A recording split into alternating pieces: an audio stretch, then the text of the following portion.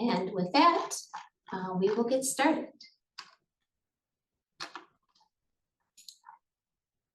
So as I mentioned, my name is Candace Breyer. I'm a project manager and senior land planner here at Midwestern Consulting. We are the civil engineering and surveying consultants for this project.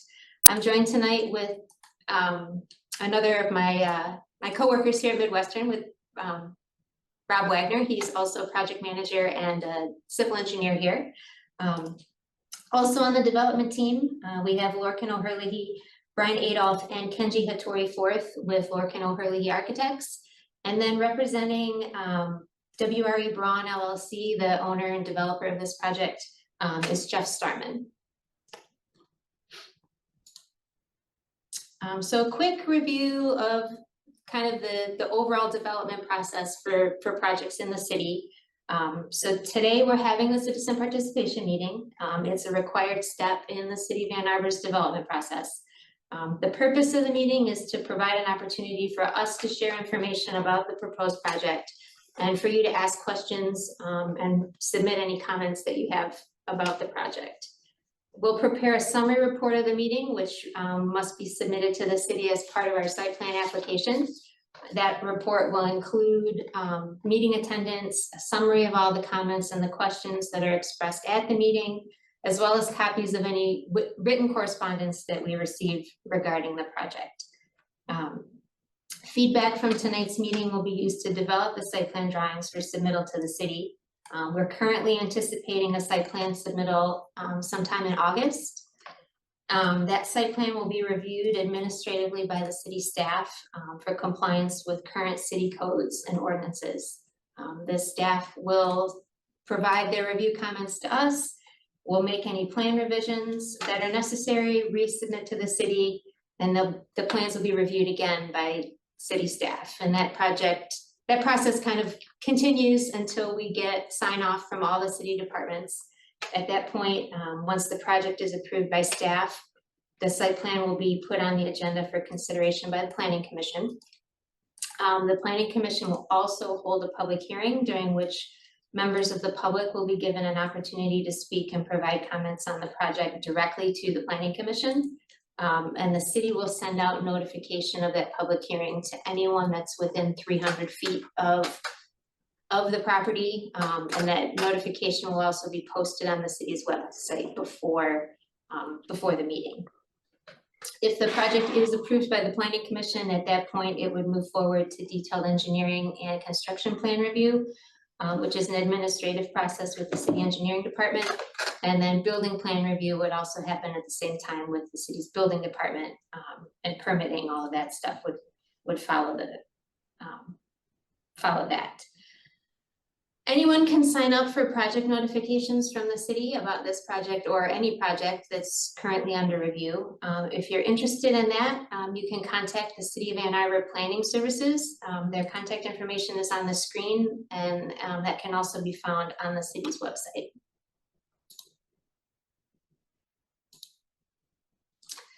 So just a little bit of site context before we get into the details of the project itself. So the site is comprised of 7 existing parcels on Braun Court, so along the west side of North 4th Avenue, immediately west of the Farmers Market. The property is zoned D2, which is the city's downtown interface district, and it's located within the Carytown Character Overlay District. The Farmers Market across the street is zoned public lands, but all the adjacent parcels to the northwest and south are all also zoned D2. The future land use designation from the current comprehensive plan land use element is downtown interface, so consistent with the current zoning. And this site is located within the DDA boundary as well. Now at this point, I'm going to turn it over to Lorcan O'Herlihy, and he's going to get into some of the details about the project and the design.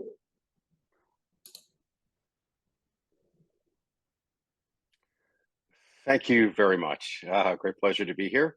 I'm joined here with, again, my name is Lorcan O'Herlihy, founding principal creative director of Lorcan O'Herlihy Architects.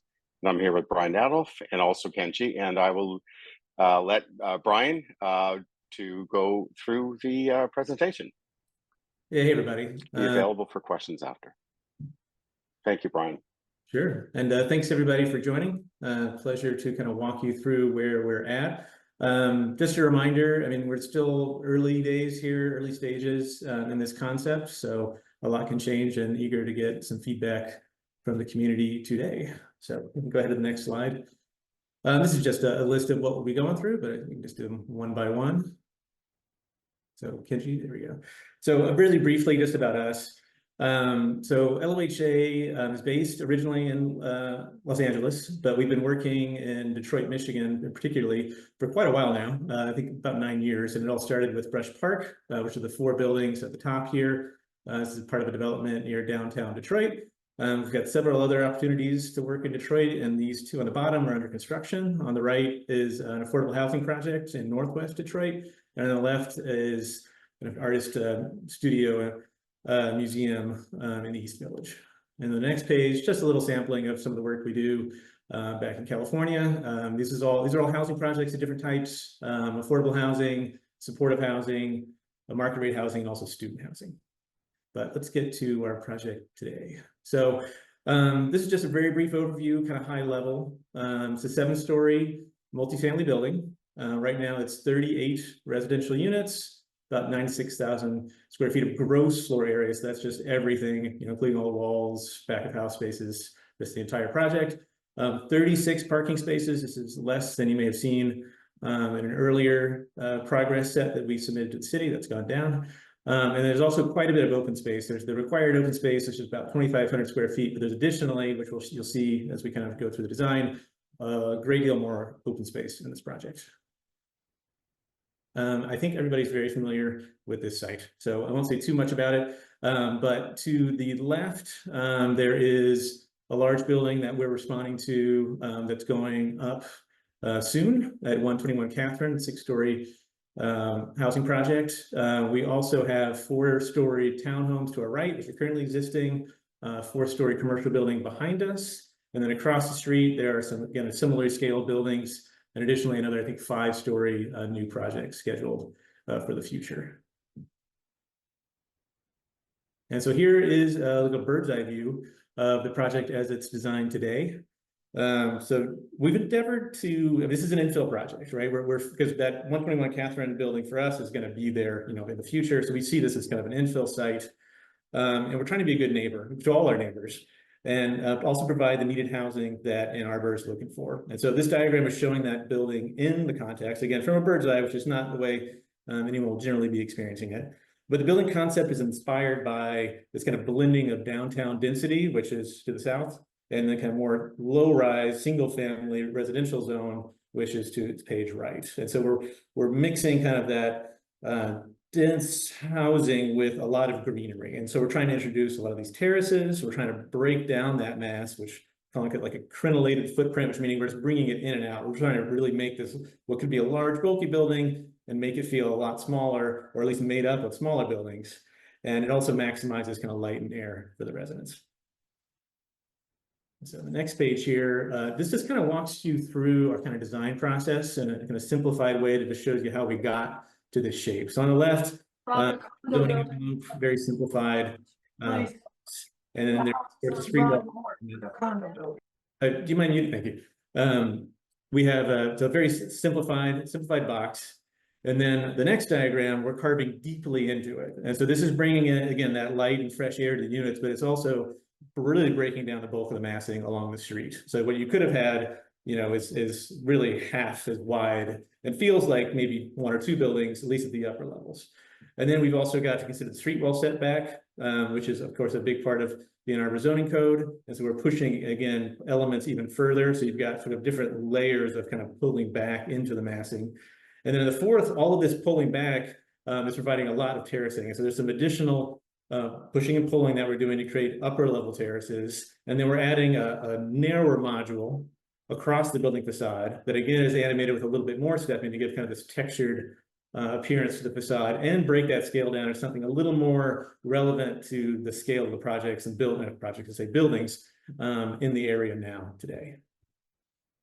And so the next page here is something else that was a big priority for us is sustainability. So we're seeking a LEED Silver rating and are currently looking at several things. And this is going to continue to grow. As I said, we're in early phases, so we don't have all of the engineering partners that we will have to advise. And so this will continue to grow and expand in terms of like what we're trying to do to get that silver LEED rating. But currently, these are a few of the initiatives that we're pursuing. I mean, one is, of course, solar power, which will be, solar panels will be located on the roof. We're also looking at kind of passive design strategies. And one thing that we're known for, and really all of our housing work, is passive ventilation or cross ventilation. So these L-shaped units allow for kind of passive cooling because you can circulate air just naturally through the units very easily. We're also using durable low materials, maintenance materials that are relevant to Ann Arbor. And so we're really looking at brick, which we're going to talk about more later. We've got a cool roof. But we're looking at, of course, accommodating a lot of bike parking and EV vehicle charging as well. And with that, I'm going to pass it over to Kenji, who's going to walk you through a few more of the particulars of the design. Hi, everyone. So thanks, Brian, for introducing me. So in this image, you can see, looking at the building from 4th Street, looking north, how the building steps back to kind of greatly improve the pedestrian experience, reduce the bulk of it along the street, and then how the building also terraces upwards, again, reducing that bulk, pulling the building back and greatly reducing the scale. You can also see how the building is defined. The facade is defined by Juliet balconies and large operable windows. In this view, you can see again how the building was carefully designed to relate to its context. So to page left, south, you see the new 6-story development currently under construction. And to the right, you see the 4-story townhome, where we're bringing that street wall all the way down below the height of that building to really reduce and transition into the residential context. Zooming in, you can see how we're providing the generous courtyard, entry courtyard to the building, which will be publicly accessible and bring in lots of natural light. Again, break up the mass of the building along the street and provide relief for the pedestrian experience, but also how the townhome units front the sidewalk with recessed entries that will separate the unit entry from the street, provide greater connectivity there. For the materials, Carytown has a long legacy of brick in not only the buildings around, but also the street. And we wanted to reflect that in our building. So we're proposing a 2-tone brick facade of white brick and a textured green sage brick that will return the corners and offer a dynamic and more animated facade, accentuated by aluminum doors and windows and a light, airy mesh guardrail. Here you can see the elevation from 4th Street. And so again, you can see how we're providing the townhome units with street access and how the building greatly steps back, reducing the bulk along the street face. I'll quickly go through the plans here. We'll be having 1-level subterranean parking with a total of 36 parking spaces on site, 24 bike spaces and an amenity room. Trash will include trash, recycling and compost, which will be picked up from the alley. And here on level 1, you can see again how all vehicular parking spaces will be concealed from the street and accessed directly from the alley. You can also see here the townhome units fronting the street, providing direct access and the publicly accessible entry court that, again, offers relief for the pedestrian experience. Moving up the building is defined by central access circulation corridor that will bring in lots of air and light, again, into the kind of deepest recesses of the building, greatly improving the tenant experience.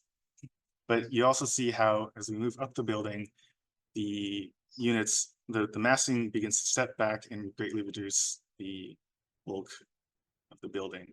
On the roof, we will be providing private roof decks, mechanical units, and solar, all screened by a parapet so that you won't That won't affect the reading of the building from the street.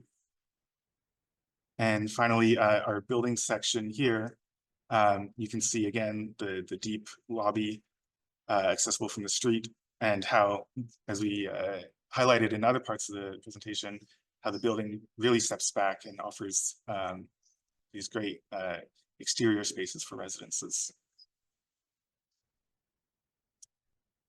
With that, we'll pass it back over to Candace and her team at Midwestern.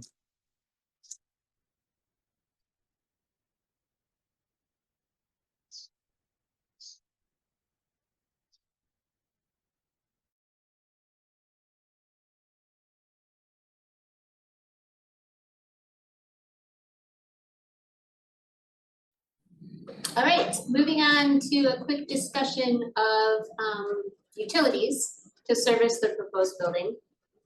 So this map kind of shows all of the existing utilities that are in the area. Water main is represented with the blue lines, sanitary sewer are the green lines, storm sewer is orange, natural gas is pink, and then fiber optic is purple. So you can see that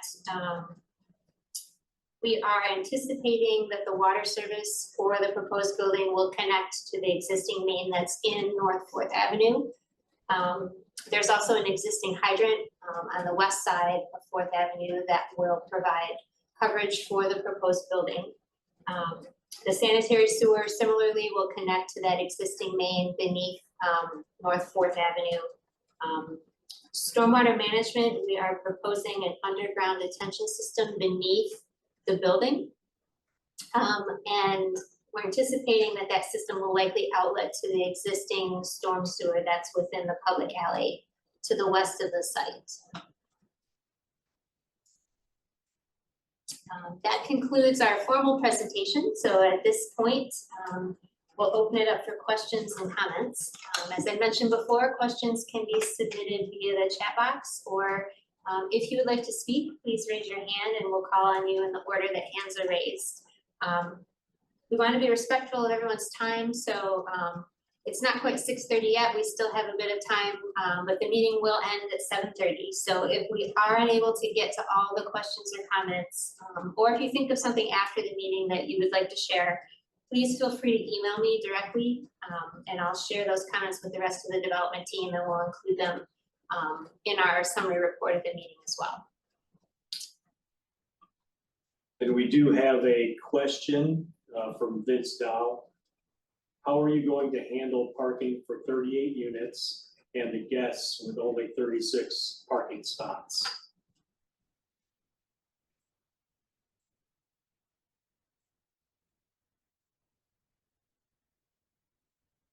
This is Brian from LOHA. I mean, Jeff, you might be a better question for you to answer.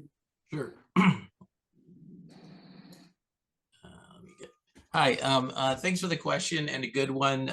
First and foremost, the unit count and the parking count are in flux still. It's our intent to have a 1-to-1 ratio, most likely. And we also, from initial market research and discussion, we're emphasizing the walkability of this property, the nature of the pedestrian experience. We think that there will be a predominant user that's sort of a one car or less occupant. We are still investigating, the guest parking situation, and we'll fully develop that. But we do think that as far as the owner occupants, the one car per unit will hold fairly well. It's pretty comparable to most condominium projects you see in downtown areas. And we are still looking at, we have some available rental parking in the area for some guest overflow that we're looking at. But that's not a final number yet, so we are still working on that.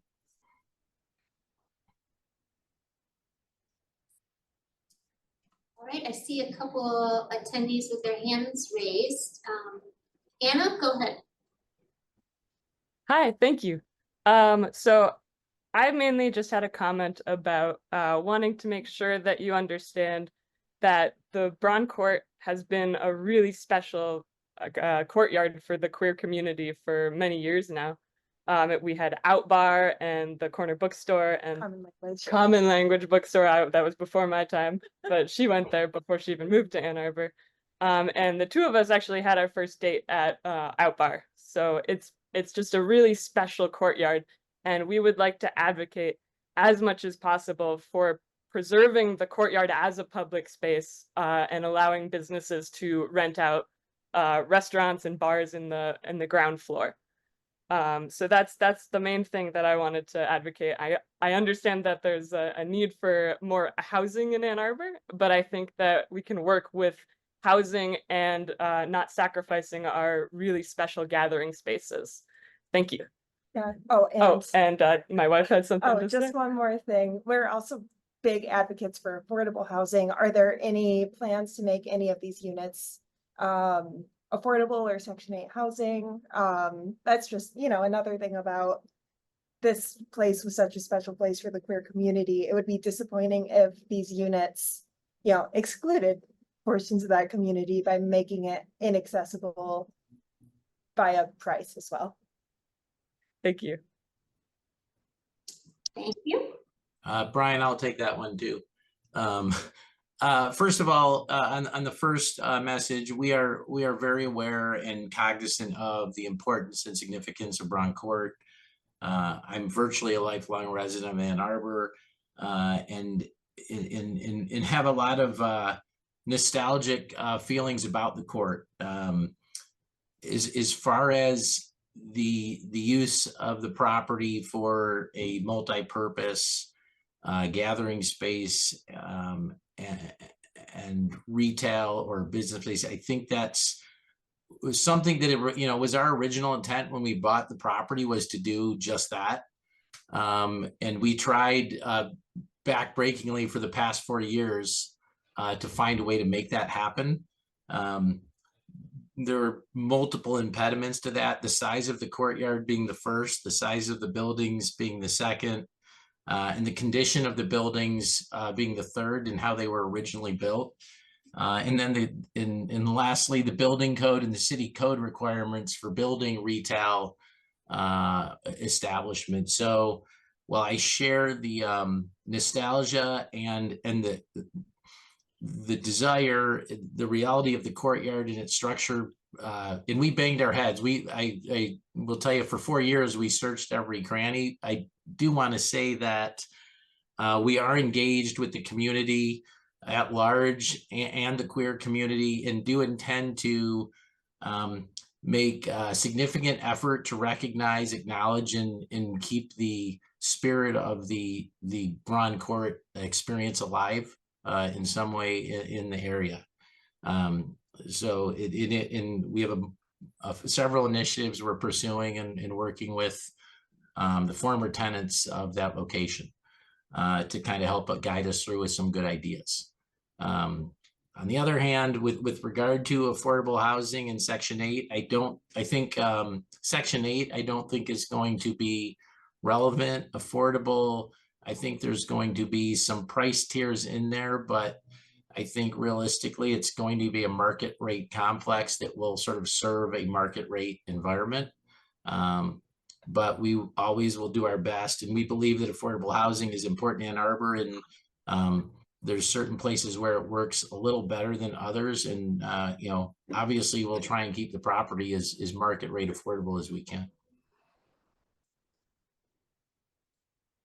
All right, Jeff and Chris Crockett.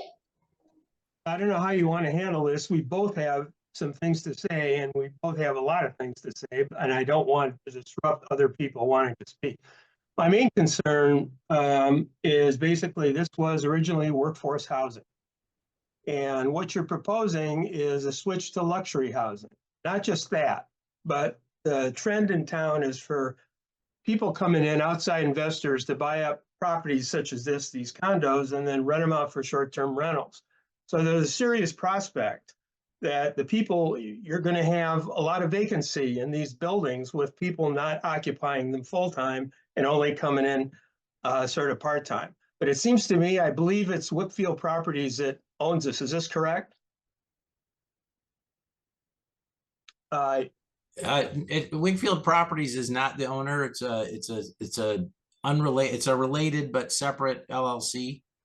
Okay, well. Ann Arbor, is it Ann Arbor based? Is it Ann Arbor based? Yes, Can you tell us the name of that? it's right, it's WRE Braun LLC. It's the. Oh, okay. Yeah. It just seems with the need right now is not luxury housing. The need is workforce housing.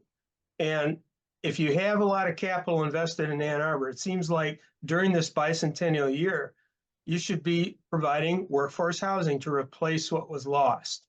That's my one comment, but Chris, do you have something to say? Okay. What are the basic standards for height and massing for this building? I know it's in the D2 area. What are the standards for height? How many stories? My recollection is 4 stories. So there is a recent change in the Ann Arbor zoning code that allowed for sustainability premiums. And so we are seeking a LEED silver rating, which gives us a height up to 78 feet. And that's inclusive currently of everything in the building, including anything on the roof, from an average grade plane as defined by the city. Okay, this building is obliterating a very important part of Ann Arbor history. This is the oldest neighborhood in Ann Arbor, and it has great significance. This could not be a more ugly and inappropriate building for this site. The color is all wrong. It is big, intrusive, ugly, and not neighborly at all. You guys are designing for California, and yet you're in the Midwest and have no empathy and no sensitivity for Midwestern sensibilities. This building is all wrong. No matter what you say about pinching and pulling the facade, it's nothing more than a pale imitation of Habitat, which was built in 1967. You need to get somebody talented who understands the Midwest and understands the significance of this site to this neighborhood. I'm the president of the Old Fourth Ward Association, and I'm president of the Ann Arbor Historical Foundation. This building is completely offensive. It also is completely the wrong color. This looks like something that belongs in Miami Beach. It does not belong in Ann Arbor, in the oldest residential neighborhood of Ann Arbor. You need to go back to the drawing board and come up with something which is respectful of our culture, our traditions, and our sensibilities. This is just not the right building for this place. I don't care what you're saying and how you're trying to mollify it. It's what you do that shows your real feelings, and you're showing that you really do not care about this community.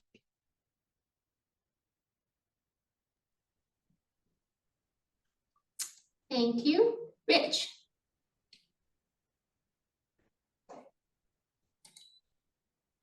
Oh, I think you're still muted, Rich. Sorry about that. No worries.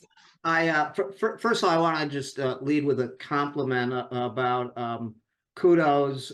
Thank you very much regarding the sustainability aspects, not only the solar, but the passive ventilation. Okay. I did have a question though. You didn't mention anything yet about how you're planning to heat it and the hot water. Are you using natural gas or using all electric? What are the plans for that, including the common areas?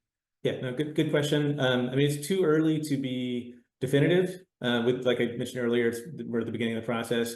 So the engineers are not on board. We would be providing that input, but the intent is to minimize natural gas as much as possible. We still have to see what is possible in this area, but we do want to minimize it. And I think the intent is not to use it for water heating in general. Intent not for water heating. What about for space heating?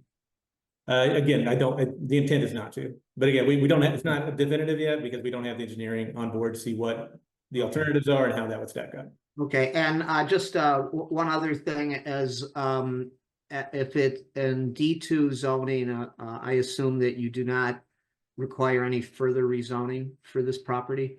Is that correct? Okay, thanks very much. Thank you. We do have a couple questions in the chat.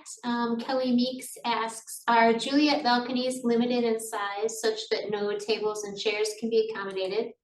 And what are the anticipated price points of the units? Are any designated as affordable housing? I can take the first one there on the balconies. So we have a variety of sizes of terraces. They're not all Juliet balconies. The Juliet balconies are really facing the street. And yes, they will be not sized to accommodate really any furniture. But we have additional terraces where you can see sometimes we're stepping in. There's actually on the third level, there's a pretty extensive deck. And then there are some recessed balconies further back as well, where people could occupy them in more significant ways. And Jeff, I'll leave the other question to you.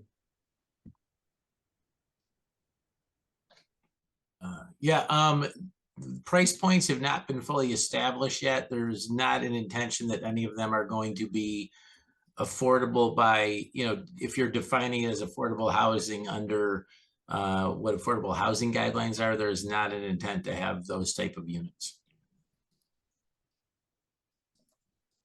All right, we have a similar question that I think was probably just answered from Jim McPherson. What income levels are the units aimed at? Question from C. Davis Dean at yahoo.com.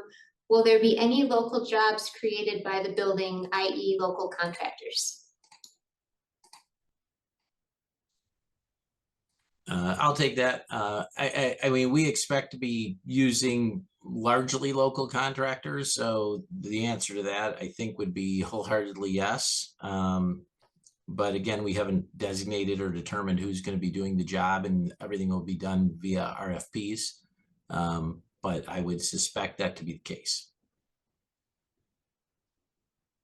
All right, question from Grace Singleton.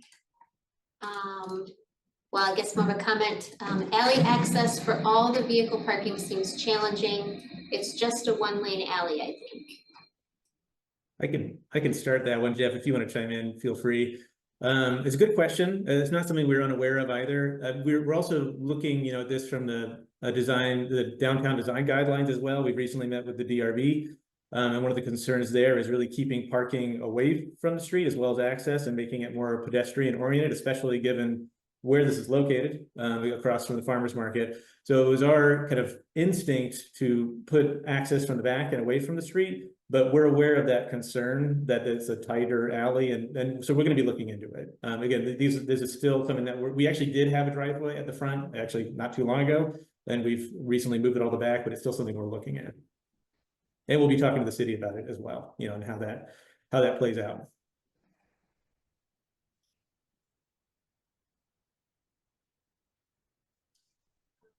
Another question from C. Davis Dean at yahoo.com. I grew up here on 4th Avenue. I'm wondering how this might bring value to our community and the displaced Black community that originally lived here.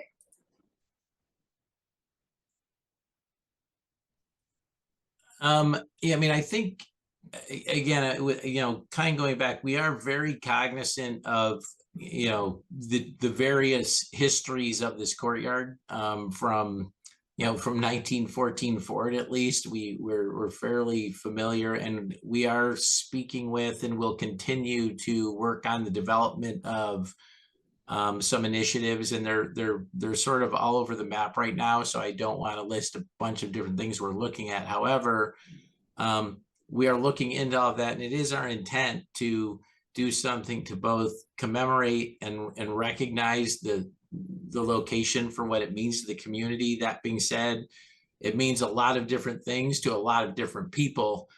So we haven't really come up with a necessary way to do that. We're going to do our best. As far as bringing value to the community, we think this building will bring value to the community, and obviously there's going to be differing opinions.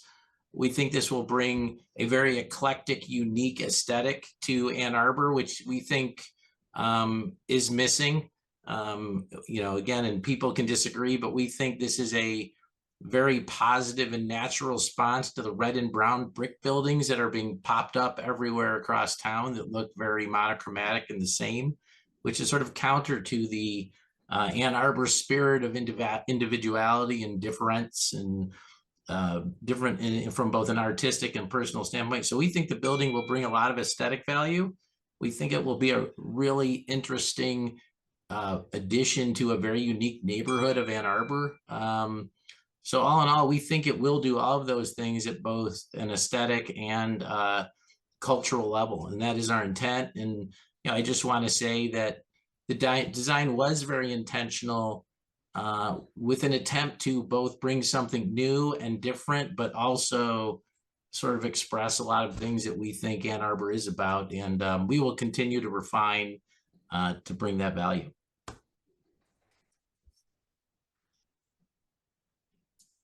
All right. There's a comment that just came in from Susan Randall. I join others in applauding the focus upon sustainable building standards and incorporating underground parking for bicycles and autos. I urge striving to include a mix of units that can be afforded by teachers, nurses, and other middle-income workers, not exclusively million-dollar units. This is very important to the viability of Ann Arbor.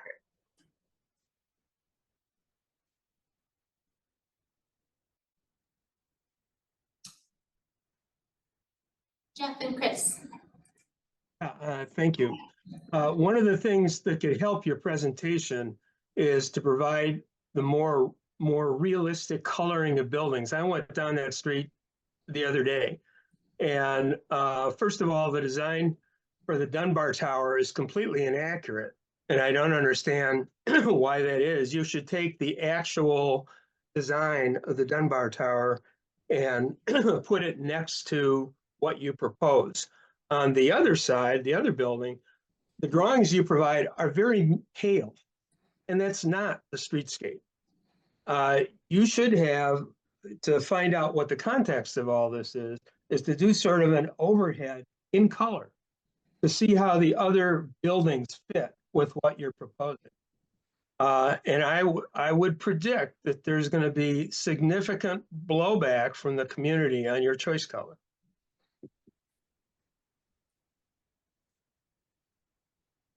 Thanks for the comment, Jeff. Just for clarification on the coloring, we've intentionally kind of ghosted the buildings graphically in those views so that our building reads more clearly, since that's what we're talking about. The building next door, we'll verify it.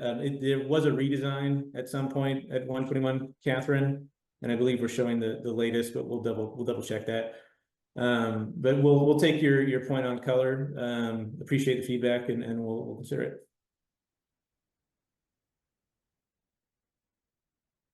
Hi, can you hear me? Hello?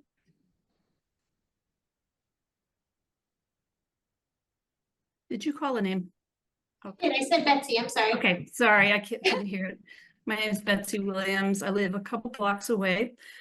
I'm an architect, so I come from that perspective. I also had the interesting opportunity to work in Brush Park with Lorcan and his team on City Modern, which is a historic neighborhood where some very innovative buildings were built and some affordable buildings were built. And it was an ensemble of some very interesting things that makes for a very lively and beautiful place.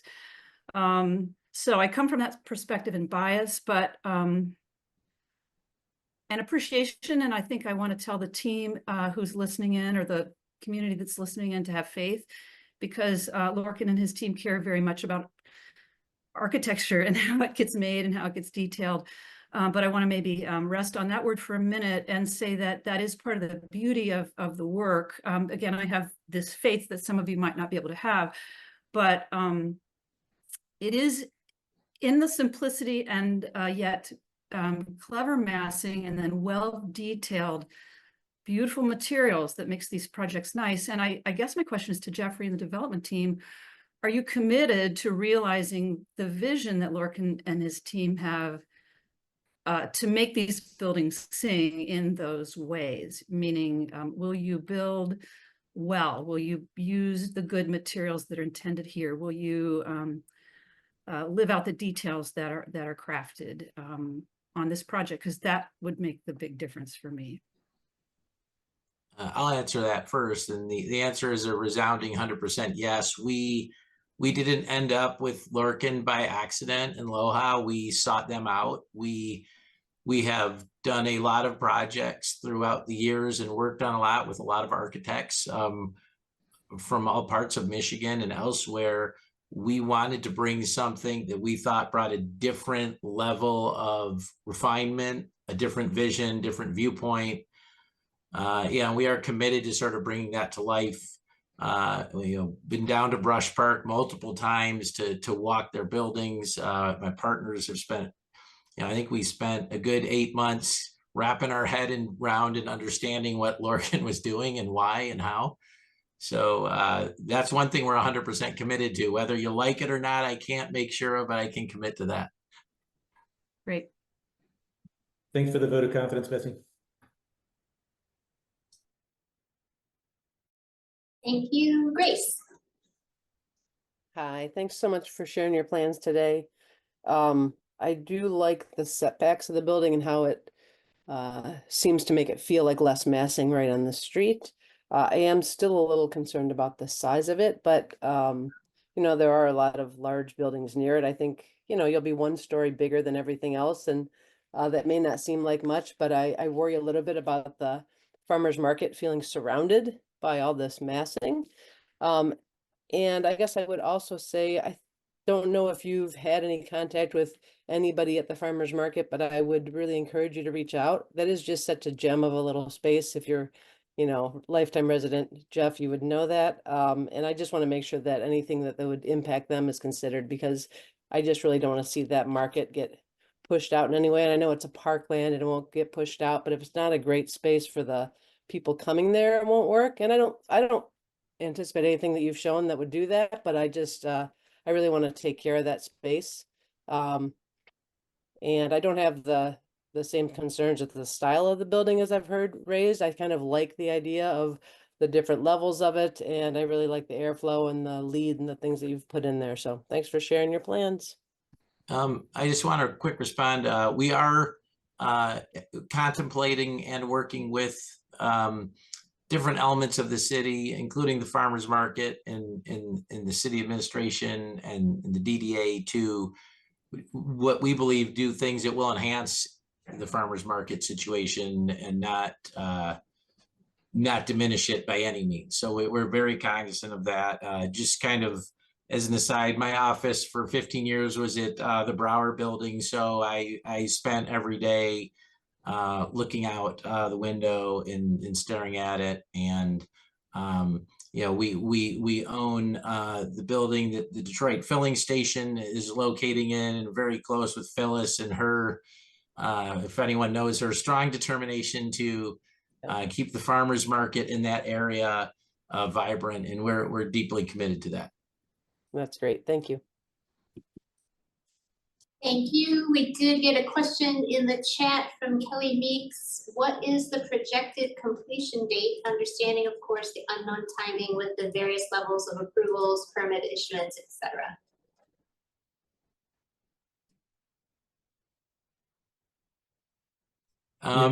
Go ahead, Jeff. As I say, a completion date, it's our hope to break ground next summer. If everything goes super smoothly and the process is quick, I think, from there, then I'd kind of defer to Brian on how long he thinks it might take. But I think, we're still in the very initial stages to have that schedule done. But that our groundbreaking, we would hope would be late summer at the latest next year.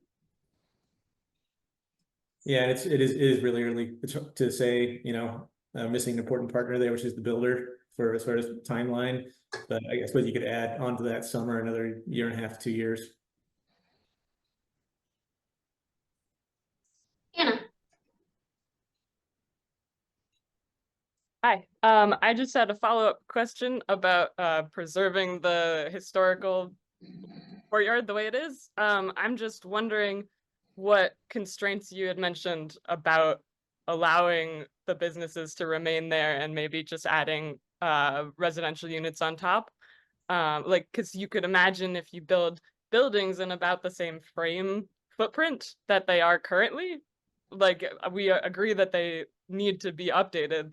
They're falling apart. But if they were like preserved in the way that they are, as close to the way that they are right now, why wouldn't that be possible? Is it just a question of profitability, or is there some structural constraint? I'll take that one too. There's a whole host of constraints. First of all, they're all commercial buildings. None of them are residential. So none of them are to code in any way, shape, or form. They're also not structurally sound.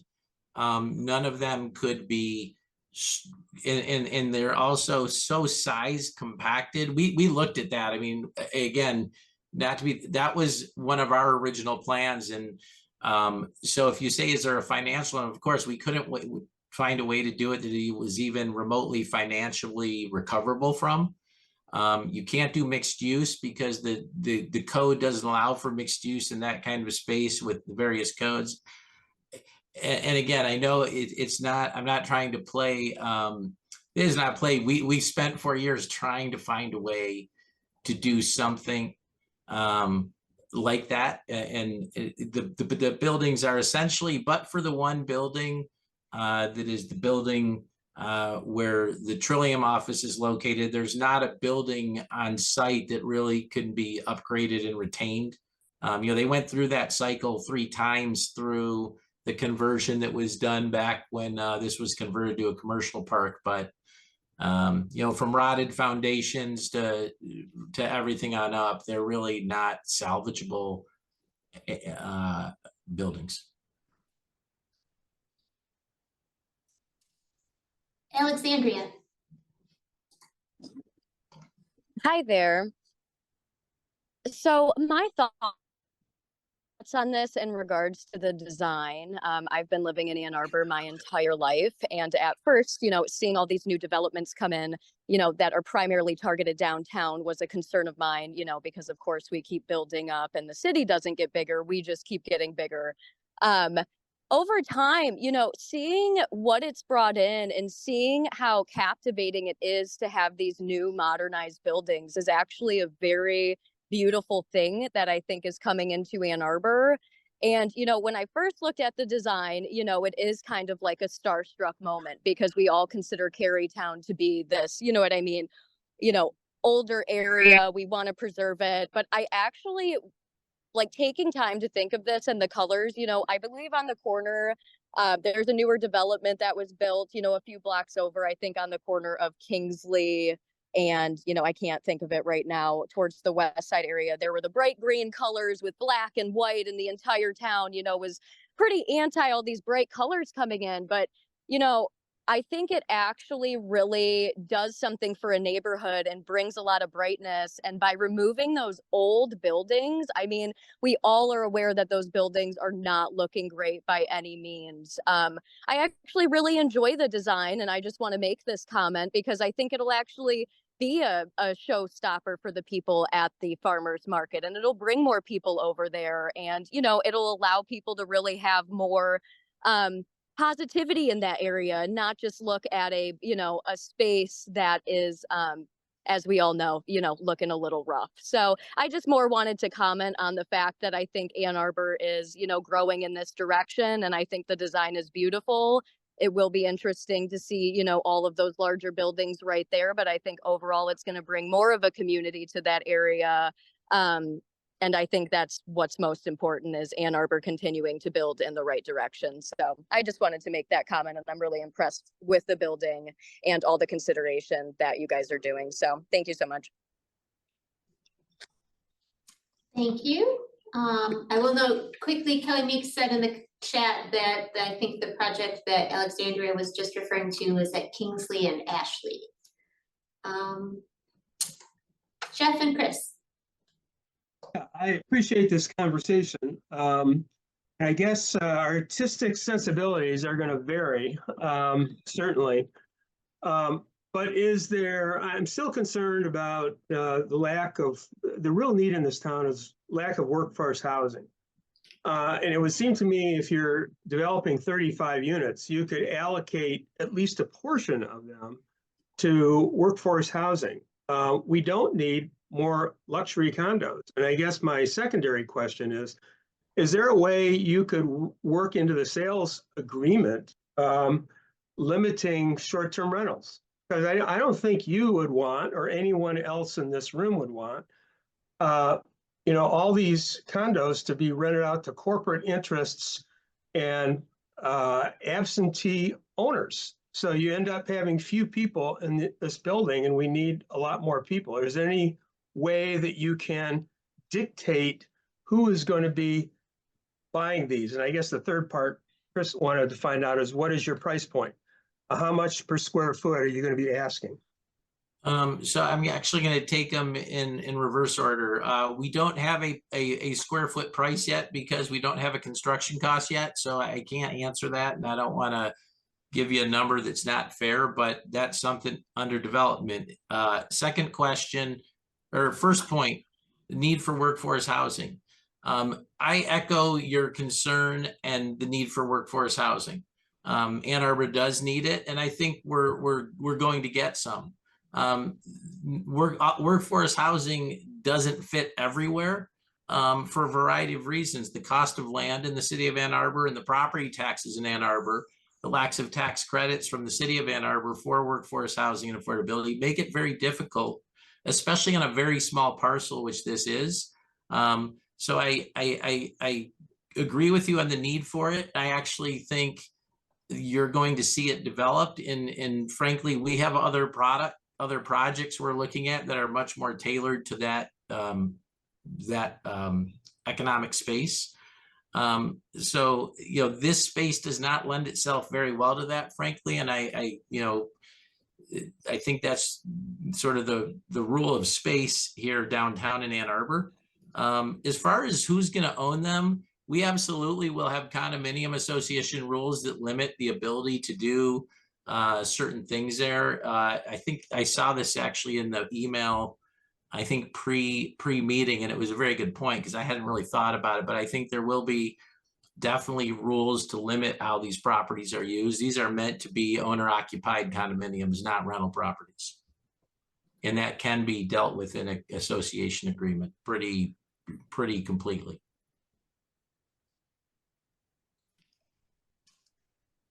There is a comment in the chat from Sandy Smith that we actually need housing at all levels in Ann Arbor. Alexandria, did you have another comment, or is your hand still raised from before? Sorry about that. I did not put my hand down. Oh, no worries. Thank you. Anna. Hi, I just wanted to reiterate the need for affordable. I know we've been talking about it a ton, but it really needs to be hammered home. I moved here 6 years ago or so for my undergrad when I was 22. I came from another small town in Michigan, and it had the cost of living in Ann Arbor, the rent prices in Ann Arbor were so unimaginable to me. The roommate that I was moving here with was like, there's no way that we're going to find anything under $1,000 a month each. And that the cost of living here is just such a almost unimaginable burden, especially on students, on new on the workforce, as we've been saying. It still doesn't make a ton of sense to me why we would need more high-rise, fancy, expensive condos when we can't address these needs for the rest of the community. So that was one of my, I had another thing. What was it? I can't remember. Yeah, that was, and Carytown, the thing that makes Carytown are the businesses and the community centers that have built it. It still doesn't make sense to me why a mixed, I understand the financial aspects, but it doesn't make sense to me why people would want to continue living in Carytown when all of the businesses and community centers that built the space are being removed. That's it.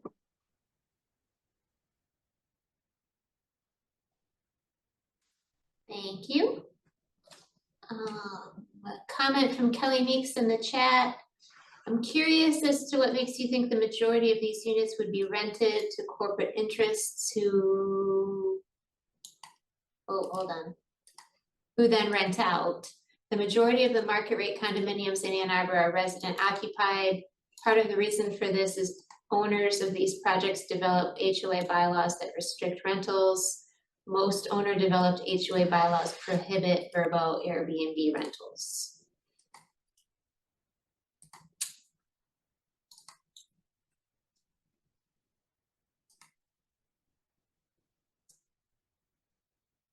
All right, it's 7 o'clock now. I don't see anyone else with their hand raised or any other comments in the chat. So we'll give it another minute or two to see if anyone thinks of anything additional they'd like to share or ask. Again, I'll reiterate that if you do think of something after the meeting or you'd like to follow up on a question or comment that was made during the meeting, please feel free to email me. Again, my email address is CMB, C as in cat, M as in Mary, B as in boy, at midwesternconsulting.com. And like I said, I'm happy to pass those questions or comments along to the development team, and we'll include them with the summary report as well. Eden. Yeah, hi, I do apologize. Unfortunately, I had to drive home at 6 o'clock, and so I missed the entire presentation. I've just been here for the questions and comments. I noticed that it is being recorded. At what time will that become available for us to see? So we won't actually be posting the recording. The recording is just for our purposes on the development team, so that we have a record of the comments and questions in our plan preparation, as well as in order to prepare our summary report to go to the city. I do believe there are some attendees who may be recording the meeting and posting them elsewhere, so you may be able to find it somewhere, just not officially posted by us. Okay, thank you very much. A question from Anna in the chat. Will our comments at this meeting be relayed to the city planning? Yes, we will compile a report of all the questions and comments from the meeting and include that in our site plan submittal package to the city, and then copies of any written correspondence that we receive. So any emails that I get from anyone with additional questions or comments, copies of those will also go to the city, and all of that gets forwarded to the Planning Commission when the project goes to them for consideration. A comment from Grace.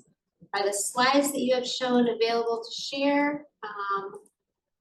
They aren't currently available, but they will be included as part of the report when it's submitted. So at that point, when the documents are uploaded to the city's stream platform, all of those documents become public record, and you can access them at that point. Henry.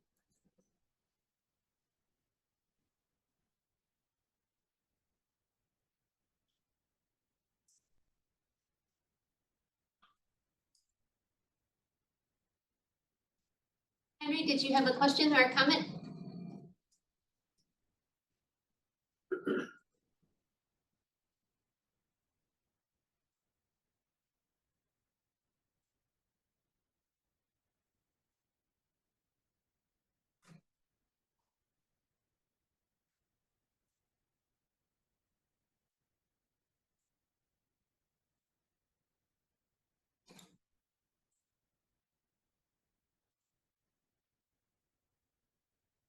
All right, thank you.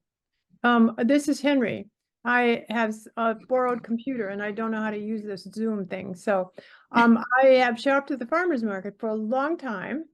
And it's quite a special place, and I recommend, in fact, you all should be required to visit the farmer's market on a Saturday about 10 a.m. if you haven't been there yet. They are also having a Wednesday market because it's summer, and they're having food trucks on Wednesday. You should do that. So you should visit the farmer's market, and then no one has mentioned the construction project underway directly south of Braun Court on the corner of Catherine and North 4th Avenue. That is an affordable housing project that the city is putting up. It was a parking lot, and the city is leaving a few parking places for the general public, and the city has arranged to have the ground floor spaces for artists or something like that. So it is possible to get a different use than an apartment on the ground floor if you want to, if you try hard enough. So those are my comments, but I recommend that you head for the farmer's market coming Saturday. Thank you. Thank you. I will note that Aiden did post in the chat if anyone does have the beginning of the meeting recorded and is willing to share. They provided their email address there. So if anyone would like to reach out to Aiden with that, the information is in the chat.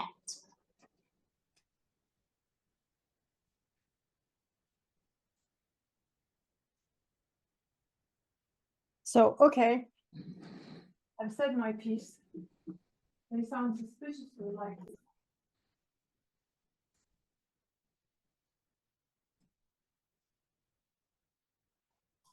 Any last questions or comments?